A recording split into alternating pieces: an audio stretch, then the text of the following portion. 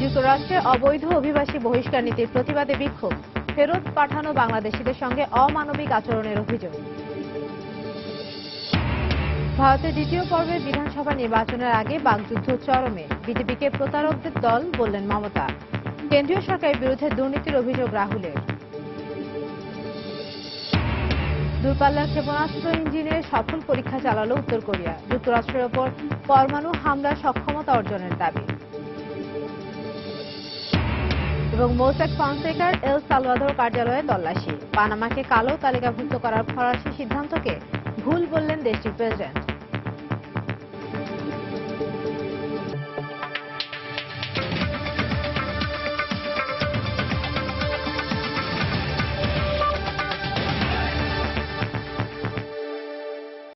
আন্তর্জাতিক সময়, সঙ্গে আছি আমি ইশরাত জাহান। অবৈধ অভিবাসীদের বহিষ্কারের নীতি অব্যাহত রাখায় ওবামা প্রশাসনের বিরুদ্ধে বিক্ষোভ করেছে যুক্তরাষ্ট্রের প্রবাসী বাংলাদেশি সহ বিভিন্ন মহল।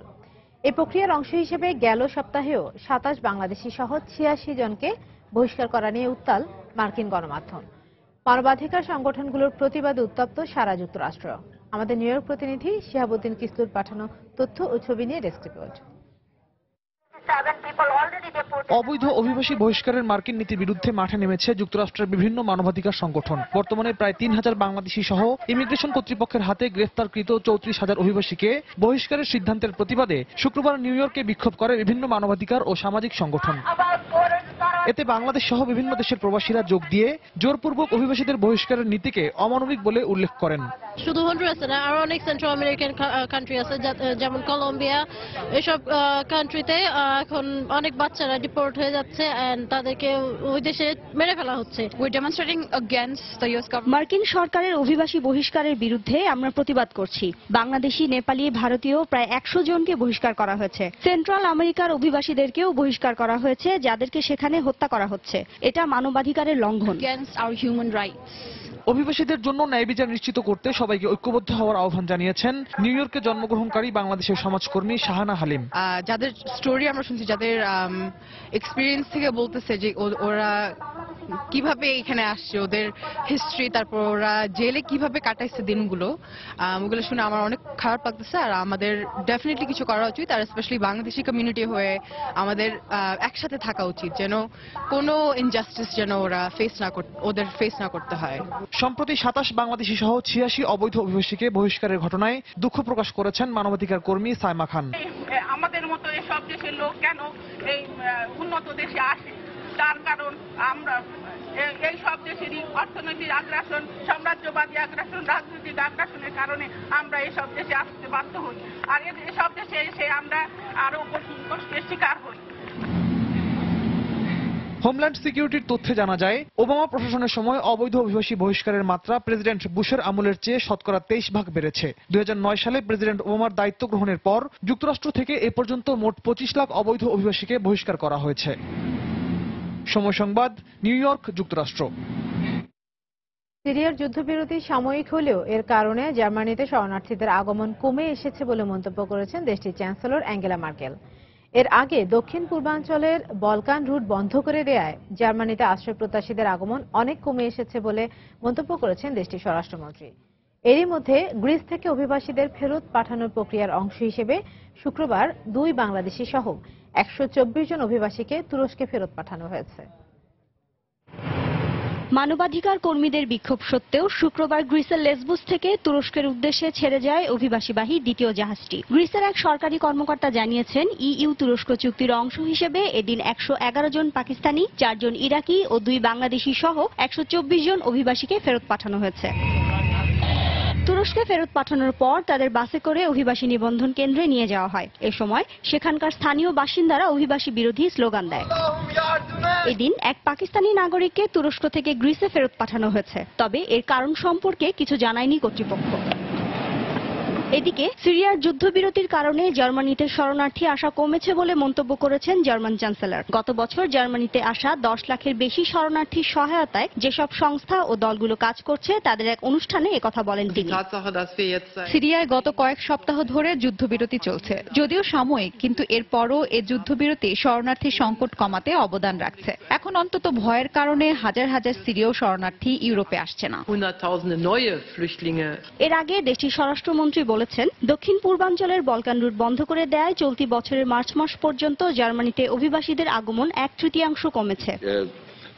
বর্তমানে আমাদের দেশে আশ্রয় প্রত্যাশীদের আবেদনের সংখ্যা বেড়ে চলেছে, অন্যদিকে আশ্রয় প্রত্যাশীদের আগমনের সংখ্যা কমেছে। যারা আগে থেকে এখানে ছিল এখন কেবল তারাই আশ্রয়ের জন্য আবেদন করছে। এটা আমাদের জন্য খুব ভালো একটি সংকেত। চলতি বছর জার্মানিতে 1,81,000-এর বেশি অভিবাসী আশ্রয়ের জন্য আবেদন করেছেন। এর মধ্যে কেবল মার্চ মাসে আবেদন করেছেন 60,000 আশ্রয় প্রত্যাশী, যা গত বছরের এ সময়ের তুলনায় 87% বেশি। শিরিন আক্তার, সময় সংবাদ। এবার বিজেপিকে প্রতারকদের দল বলে আখ্যা দিলেন মমতা বন্দ্যোপাধ্যায়। পশ্চিমবঙ্গে নির্বাচনী প্রচারণায় তৃণমূলের বিরুদ্ধে ভারতীয় প্রধানমন্ত্রীর তীব্র সমালোচনার একদিন পর শুক্রবার কেন্দ্রের ক্ষমতাসীন দলকে একহাত নিলেন মমতা। একই দিন আসামে দলীয় নির্বাচনী সমাবেশে অংশ নিয়ে মোদী সরকারের বিরুদ্ধে দুর্নীতির অভিযোগ তোলেন কংগ্রেস ভাইস প্রেসিডেন্ট রাহুল গান্ধী। আজ শেষ হচ্ছে ভারতের পশ্চিমবঙ্গ ও আসামে বিধানসভা নির্বাচনের দ্বিতীয় পর্বের প্রচারণা। এ নিয়ে ব্যস্ত সময় পার করছেন রাজনৈতিক দলগুলোর নেতাকর্মীরা। শুক্রবার আসামের কমলপুরে নির্বাচনী সভায় মোদী সরকারের তীব্র সমালোচনা করেন কংগ্রেস ভাইস প্রেসিডেন্ট রাহুল গান্ধী। যারা কালো টাকার পাহাড় গড়েছেন, পানামা পেপারস তথ্য ফাঁসের পর তাদের অনেকের নামই সামনে চলে এসেছে। ছত্তিশগড়ে মুখ্যমন্ত্রীর ছেলে নামও সেই তালিকায় রয়েছে। কিন্তু প্রধানমন্ত্রী মোদীর এ বিষয়ে চুপ থাকার কারণ বুঝতে পারছি না। একই দিন বাংলাদেশ সীমান্তবর্তী আসামের রোহা এলাকায় নির্বাচনী সমাবেশে অংশ নিয়ে বিজেপি নির্বাচিত হলে রাজ্যের বিভিন্ন ক্ষেত্রে উন্নয়নের প্রতিশ্রুতি দেন ভারতীয় প্রধানমন্ত্রী। ভারতীয় জনতা দল উন্নয়নে বিশ্বাসী। জাতি, ধর্ম, বর্ণ নির্বিশেষে আমরা সবার উন্নয়নের লক্ষ্যে কাজ করে আসছি। একটু খেয়াল করলে দেখবেন যেসব রাজ্যে বিজেপি ক্ষমতায় আছে সেগুলোতে অন্যান্য রাজ্যের চেয়ে বেশি উন্নয়ন হয়েছে। দুদিন আগে পশ্চিমবঙ্গে প্রচারণায় গিয়ে মমতা বন্দ্যোপাধ্যায়ের তীব্র সমালোচনার পর এবার প্রতিপক্ষের নিশানায় পরিণত হলেন নরেন্দ্র মোদী। শুক্রবার আসানসোলে এক নির্বাচনী সভায় বিজেপিকে ভয়ানক জালি পার্টি উল্লেখ করে তৃণমূলের বিরুদ্ধে মোদীর সব অভিযোগ নাকচ করেন মমতা। কেন্দ্রীয় সরকার তাকে গ্রেফতার করলেও কারো কাছে মাথা নত করবেন না বলে জানিয়ে দেন তৃণমূল সভানেত্রী। এদিকে পশ্চিমবঙ্গের ভবানীপুর আসনে তৃণমূলের পক্ষে প্রতিদ্বন্দ্বিতার জন্য শুক্রবার আলিপুরের প্রশাসনিক ভবনে মনোনয়নপত্র জমা দেন মমতা বন্দ্যোপাধ্যায়। একই দিন কংগ্রেসের পক্ষে মনোনয়নপত্র দাখিল করেন দীপা দাস মুন্সী। মমতা ব্যানার্জি বাংলার মুক্তি সূর্য, তাই মমতা ব্যানার্জিকে আলাদা করে ক্যাম্পেইন করতে হবে না, দীপা দাস মুন্সীকে হারাতে। সোমবার পশ্চিমবঙ্গের 31 ও আসামের 61 আসনে ভোটগ্রহণ অনুষ্ঠিত হবে। এর আগে 4 এপ্রিল প্রথম পর্বের নির্বাচনে রাজ্য দুটিতে 78 থেকে 80% ভোট পড়ে বলে জানায় গণমাধ্যম। রিয়াদুল ইসলাম, সময় সংবাদ। আন্তর্জাতিক সময় আরো দেখবেন। সিরিয়ায় নতুন করে 250 সেনা পাঠানোর পরিকল্পনা যুক্তরাষ্ট্রের। ইরাকের হিজ শহরে আইএসের বিরুদ্ধে অগ্রগতির দাবি নিরাপত্তা বাহিনীর।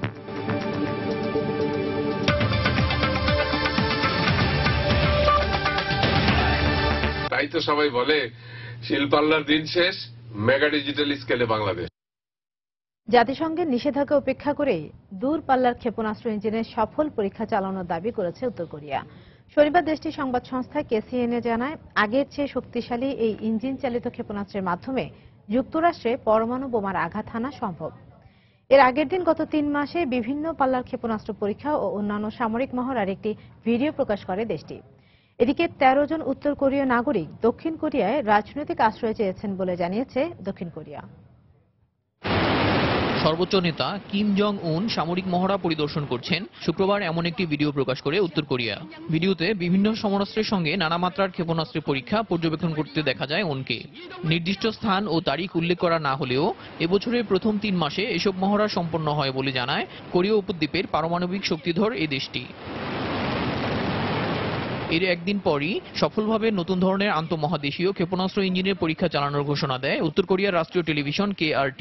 কবে এ পরীক্ষা চালানো হয়েছে তা বলা না হলেও নেতা কিম জং উনের তত্ত্বাবধানে দেশের পশ্চিম উপকূলে দূরপাল্লার ক্ষেপণাস্ত্র পরীক্ষা চালানোর স্থানটিতেই এই ক্ষেপণাস্ত্র ইঞ্জিনের পরীক্ষা চালানো হয় বলে ঘোষণা করা হয়।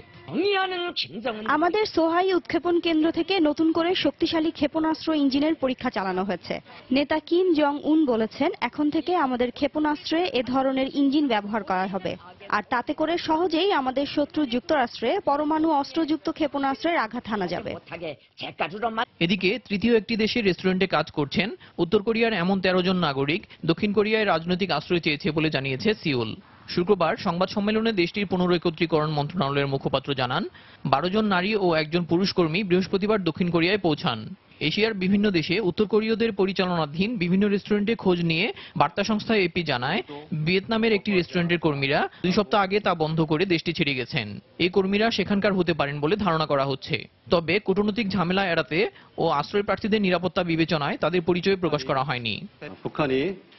এই প্রথম একই সঙ্গে কাজ করা একটি দল দক্ষিণ কোরিয়ায় আশ্রয় চাইল। উত্তর কোরিয়ায় অর্থ পাঠাতে তাদের উপর চাপ ছিল বলে অভিযোগ করেছেন তারা। মানবিক বিবেচনায় আমাদের সরকার তাদের আশ্রয় দেওয়ার সিদ্ধান্ত নিয়েছে। বিভিন্ন সময় দক্ষিণ কোরিয়ার বিরুদ্ধে উত্তরের নাগরিকদের দেশ ছাড়তে উস্কানি দেওয়ার অভিযোগ আনা হলেও বরাবরই তা অস্বীকার করে আসছে সিউল। দেলোয়ার হোসেন, সময় সংবাদ। পানামার আইনি প্রতিষ্ঠান মোসেক ফনসেকার এল সালভাদোর কার্যালয়ে অভিযান চালিয়েছে সে দেশের পুলিশ। এদিকে তথ্য ফাঁসের ঘটনায় পানামাকে কালো তালিকাভুক্ত করেছে ফ্রান্স।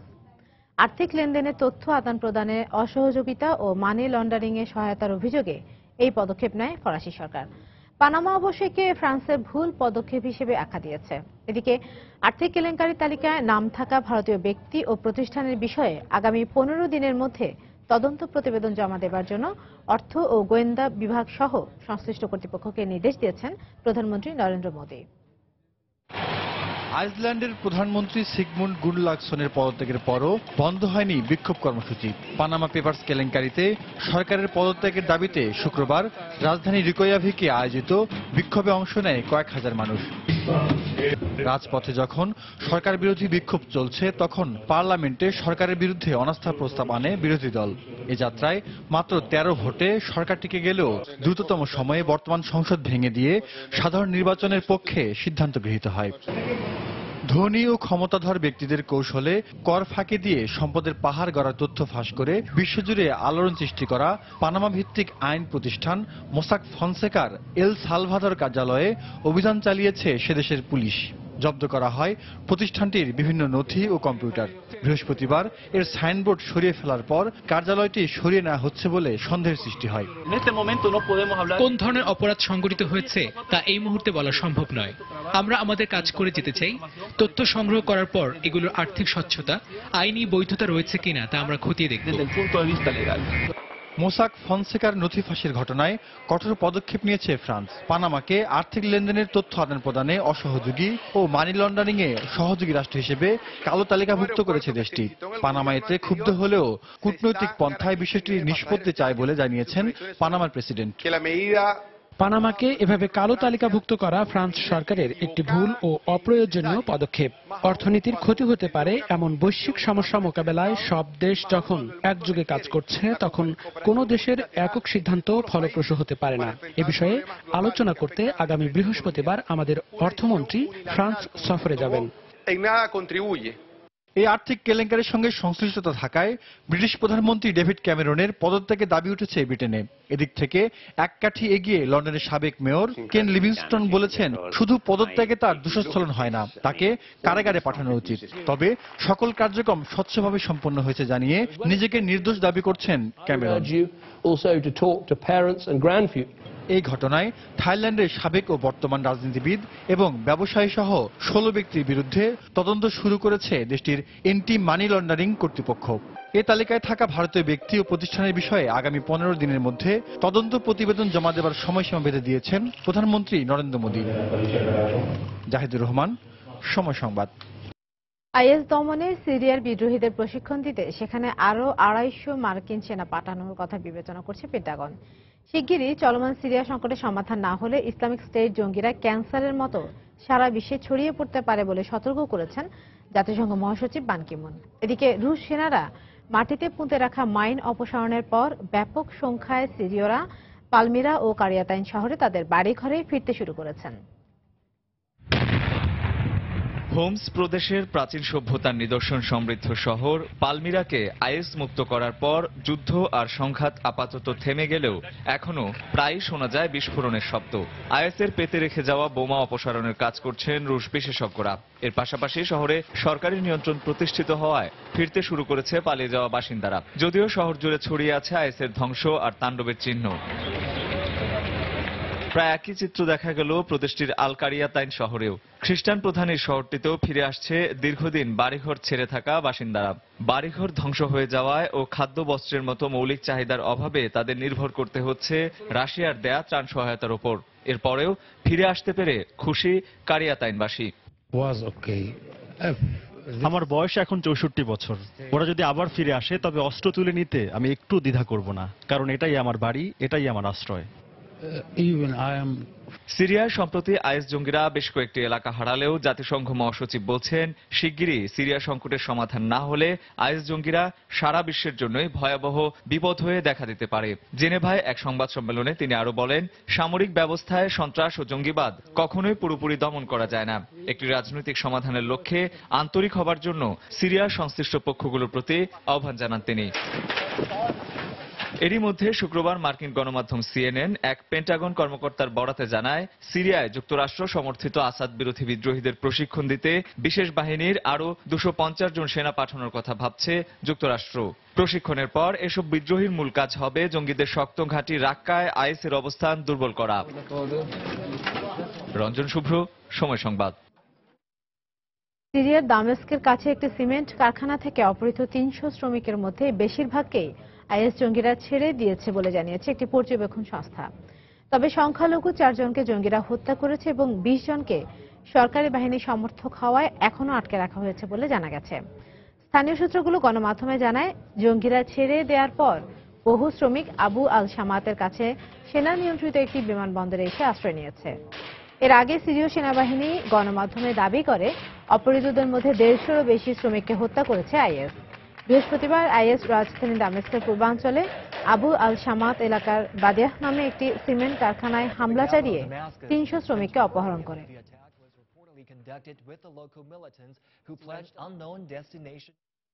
আইএসের সঙ্গে টানা কয়েকদিনের রক্তক্ষয়ী সংঘর্ষের পর ইরাকের আনবার প্রদেশের পশ্চিমাঞ্চলীয় হিত শহরের বেশিরভাগ এলাকা ইরাকি সেনারা নিজেদের নিয়ন্ত্রণে নিয়েছে বলে জানিয়েছে দেশটির রাষ্ট্রীয় গণমাধ্যম।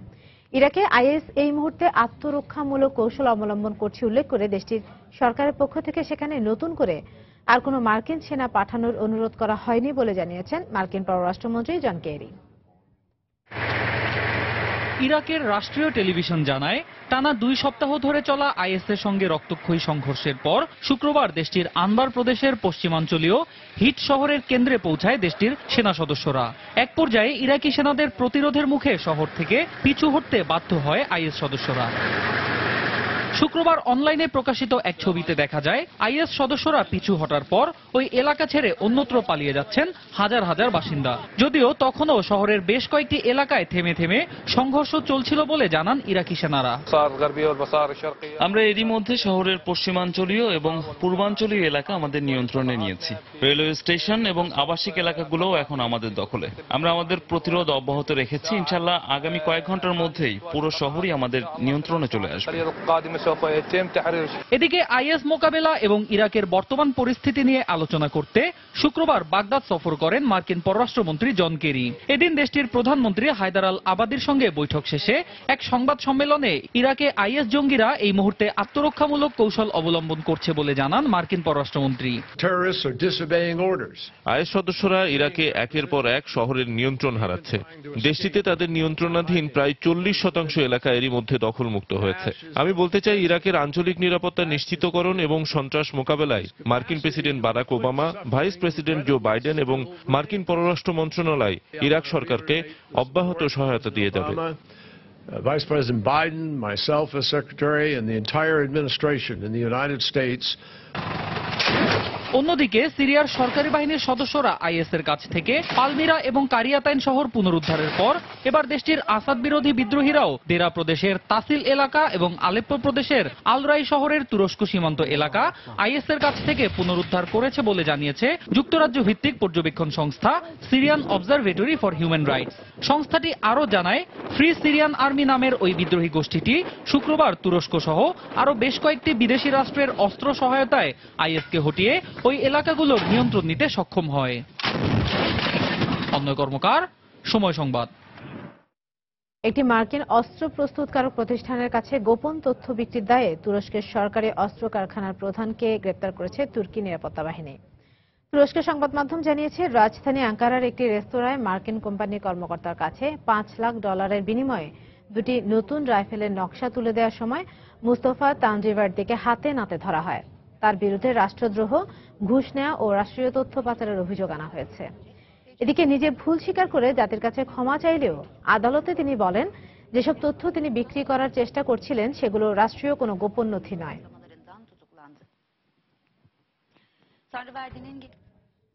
বেলজিয়ামে গ্রেপ্তার হওয়া প্যারিস হামলার অন্যতম সন্দেহভাজন মোহাম্মদ আব্রিনির বাসভবনে তল্লাশি চালিয়েছে পুলিশ। এর আগে শুক্রবার তাকে গ্রেপ্তার করা হয়। শনিবার এন্ডালেক ডিস্ট্রিক্ট এলাকা তল্লাশি চালানোর সময় বোমা নিষ্ক্রিয়করণ বিশেষজ্ঞ দলের সদস্যরা উপস্থিত ছিলেন। এ সময় বেশ কিছু এলাকা ঘিরে রাখে পুলিশ। গত 22 মার্চ ব্রাসেলস বিমানবন্দরে হামলার পর সিসিটিভি ক্যামেরার ফুটেজে দুই আত্মঘাতী হামলাকারীর সঙ্গে মাথায় হ্যাট পরা অপর যে ব্যক্তিকে শনাক্ত করা হয়েছিল সেই 31 বছর বয়স্ক বেলজিয়ামের নাগরিক আব্রিনি বলে ধারণা করা হচ্ছে। সম্প্রতি গ্রেপ্তার হওয়া প্যারিস হামলার প্রধান সন্দেহভাজন সালেহ আব্দুল সালামের সঙ্গে গাড়িতে থাকা অবস্থায় সিসিটিভি ক্যামেরার ফুটেজে শনাক্ত হওয়ার পর থেকে আব্রিনি ইউরোপের মোস্ট ওয়ান্টেড তালিকায় ছিলেন।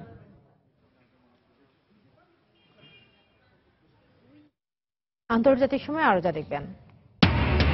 ভারতের তেলেঙ্গানা ও অন্ধ্রপ্রদেশে এক সপ্তাহে হিট স্ট্রোকে 111 জনের মৃত্যু। সর্বোচ্চ তাপমাত্রা 42 ডিগ্রি সেলসিয়াস রেকর্ড। দুপুরে বাইরে না যাওয়ার পরামর্শ।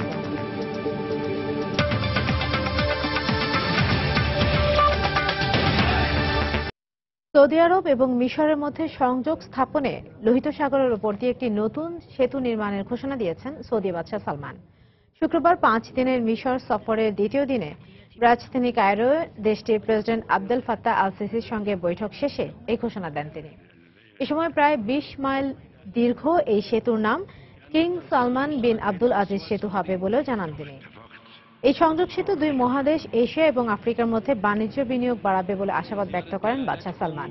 এদিকে এই ঘোষণার আগে দুই দেশের প্রতিনিধিরা একটি বিনিয়োগ চুক্তিতে স্বাক্ষর করেন বলে জানায় আন্তর্জাতিক গণমাধ্যম। الملك سلمان بن عبد العزيز السعود بمدينة الطور ضمن برنامج الملك سلمان بن عبد العزيز لتنمية شبه جزيرة। সহিংসতার আশঙ্কায় মার্কিন নাগরিকদের পাকিস্তান ভ্রমণে সতর্কতা জারি করেছে যুক্তরাষ্ট্র। দেশটিতে অপ্রয়োজনীয় ভ্রমণ থেকে বিরত থাকতে মার্কিনীদের আহ্বান জানিয়েছে যুক্তরাষ্ট্রের পররাষ্ট্র দপ্তর। পাকিস্তানে একের পর এক সহিংসতার কারণে মার্কিন নাগরিকদের সাবধান করে দিয়ে পররাষ্ট্র মন্ত্রণালয় এক বিবৃতিতে জানায়, বিভিন্ন সন্ত্রাসী সংগঠন দেশটিতে কিছুদিন পরপর হামলা চালাচ্ছে। পাকিস্তানের স্কুল, কলেজ, বিশ্ববিদ্যালয়, বিপণী বিতান কোনো কিছুকেই হামলাকারীরা বাদ দিচ্ছে না। এছাড়াও দেশটির সরকার ব্লাসফেমি আইন কার্যকরের মাধ্যমে মৃত্যুদণ্ড দিচ্ছে। সংখ্যালঘুরা এই আইনের লক্ষ্যবস্তুতে পরিণত হয়েছে বলেও জানানো হয় ওই বিবৃতিতে। মার্কিন কর্তৃপক্ষ তাদের নাগরিকদের হুঁশিয়ার করে দিয়ে দেশটি ভ্রমণের জন্য উপযুক্ত নয় বলে মন্তব্য করে।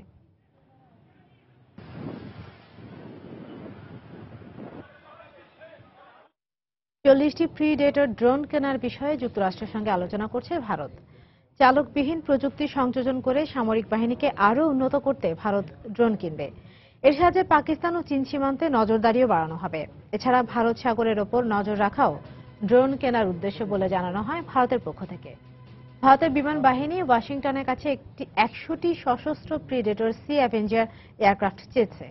তবে এর জন্য মার্কিন কংগ্রেস ও 34 দেশের সমন্বয়ে গঠিত ক্ষেপণাস্ত্র প্রযুক্তি নিয়ন্ত্রণ সংস্থার অনুমতি লাগবে।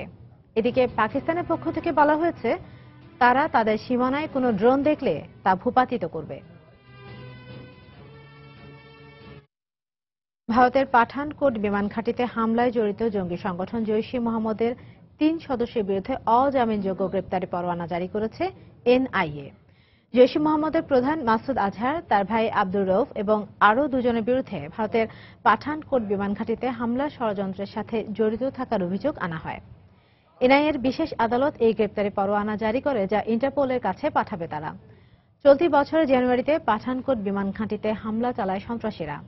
এই ঘটনায় নিরাপত্তা বাহিনীর 7 সদস্য নিহত হয়। এরপর হামলার দায় স্বীকার করে আব্দুর রউফ একটি ভিডিও পোস্ট করলেও পরবর্তীতে তারা তা মুছে ফেলে।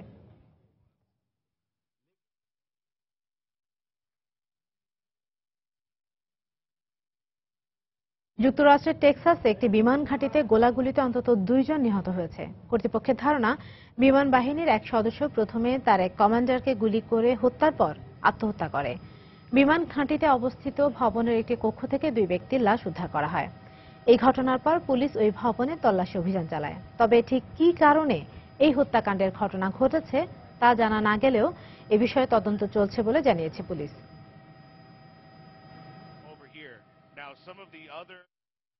মিয়ানমারের গণতান্ত্রিক আন্দোলনের সময় আটক 69 ছাত্রকে মুক্তি দেওয়া হয়েছে। দেশটির গণতন্ত্রপন্থী নেত্রী ও স্টেট কাউন্সিলর অং সান সুচির নির্বাচনী প্রতিশ্রুতি অনুযায়ী এদেরকে মুক্তি দেওয়া হলো। শুক্রবার মিয়ানমারের থারাউদি আদালতে শুনানি শেষে মুক্তি পান ওই 69 রাজনৈতিক ছাত্রকর্মী। গত বছরের মার্চে শিক্ষা আন্দোলন চলার সময় এদের আটক করা হয়।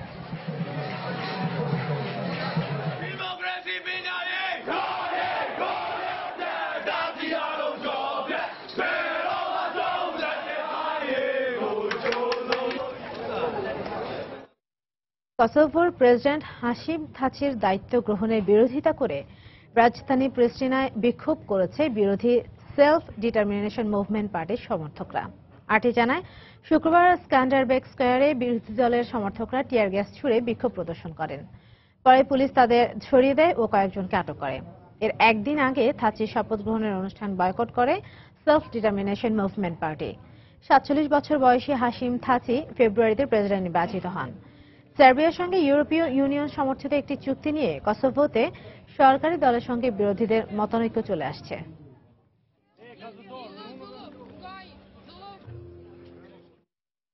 ভারতের মহারাষ্ট্রে 100 বছরের প্রথা ভেঙে শনি মন্দিরে প্রার্থনা করেছেন নারী পুণ্যার্থীরা। আদালতের রায়ের 1 সপ্তাহ পর গতকাল মন্দির কর্তৃপক্ষ নারীদের প্রবেশের উপর থেকে নিষেধাজ্ঞা তুলে নেয়। এর পরপরই মন্দিরের মূল ফটক খুলে দিলে শত শত নারী ভেতরে প্রবেশ করে পূজা দেন। একে ভারতীয় নারীদের পুরনো প্রথার বিরুদ্ধে বড় বিজয় বলে মন্তব্য করেছেন বিষয়টি নিয়ে হাইকোর্টের রিটকারী নারী আন্দোলনের নেত্রী তৃপ্তি দেশাই। 400 বছর ধরে আহমেদনগরের এই মন্দিরটিতে কোনো প্রাপ্তবয়স্ক নারীকে প্রবেশ করতে দেয়া হতো না।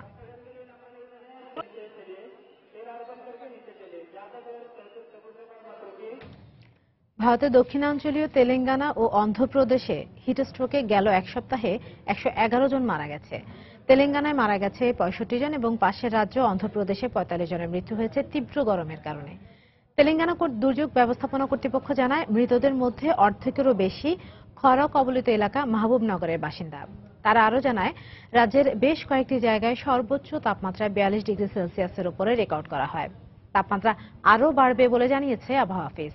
অন্ধ্রপ্রদেশের উপমুখ্যমন্ত্রী জানিয়েছেন, হাসপাতালগুলোকে এই পরিস্থিতি মোকাবেলায় সজাগ থাকার নির্দেশ দেওয়া হয়েছে। 2 রাজ্যেই স্থানীয় বাসিন্দাদের দুপুর 12টা থেকে 3টা পর্যন্ত ঘরের বাইরে বের না হওয়ার পরামর্শ দিয়েছে কর্তৃপক্ষ। গত বছর দাবদাহের কারণে তেলেঙ্গানা ও অন্ধ্রপ্রদেশ রাজ্যে 2000 মানুষ প্রাণ হারায়। নয়াদিল্লিতে গাড়ি চাপায় এক পথচারীর মৃত্যুর ঘটনার জন্য দায়ী কিশোরকে আগেও বিপজ্জনকভাবে গাড়ি চালানোর অপরাধে জরিমানা করা হয়েছিল।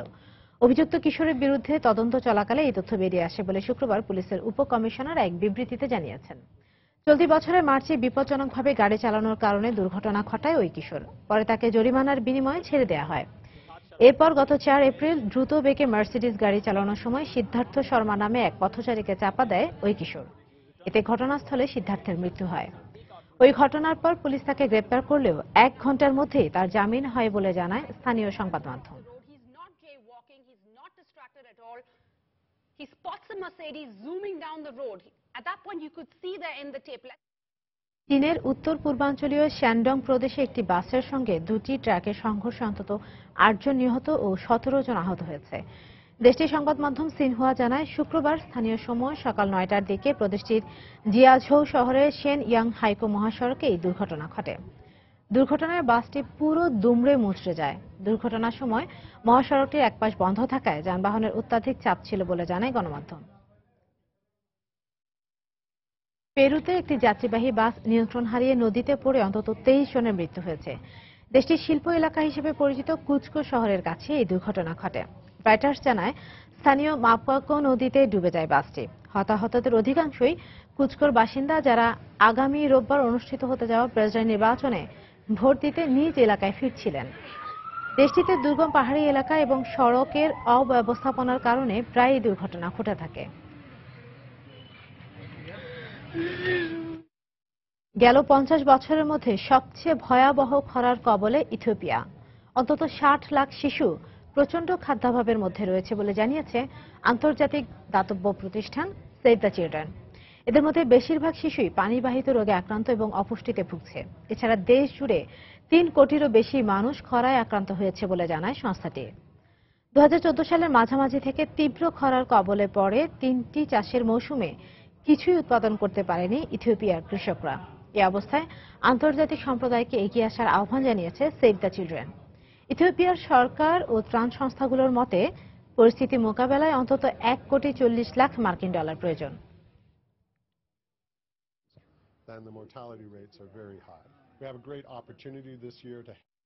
এ পর্যায়ে আবার জানিয়ে দিচ্ছি আন্তর্জাতিক সময়ের শীর্ষ সংবাদগুলো। যুক্তরাষ্ট্রে অবৈধ অভিবাসী বহিষ্কার নীতির প্রতিবাদে বিক্ষোভ, ফেরত পাঠানো বাংলাদেশিদের সঙ্গে অমানবিক আচরণের অভিযোগ। ভারতের দ্বিতীয় পর্বের বিধানসভা নির্বাচনের আগে বাকযুদ্ধ চরমে, বিজেপিকে প্রতারকদের দল বললেন মমতা। কেন্দ্রীয় সরকারের বিরুদ্ধে দুর্নীতির অভিযোগ রাহুলের। দূরপাল্লার ক্ষেপণাস্ত্র ইঞ্জিনের সফল পরীক্ষা চালালো উত্তর কোরিয়া। যুক্তরাষ্ট্রের ওপর পরমাণু হামলার সক্ষমতা অর্জনের দাবি। এবং মোসাক ফনসেকার এল সালভাদর কার্যালয়ে তল্লাশি, পানামাকে কালো তালিকাভুক্ত করার ফরাসি সিদ্ধান্তকে ভুল বললেন দেশটির প্রেসিডেন্ট।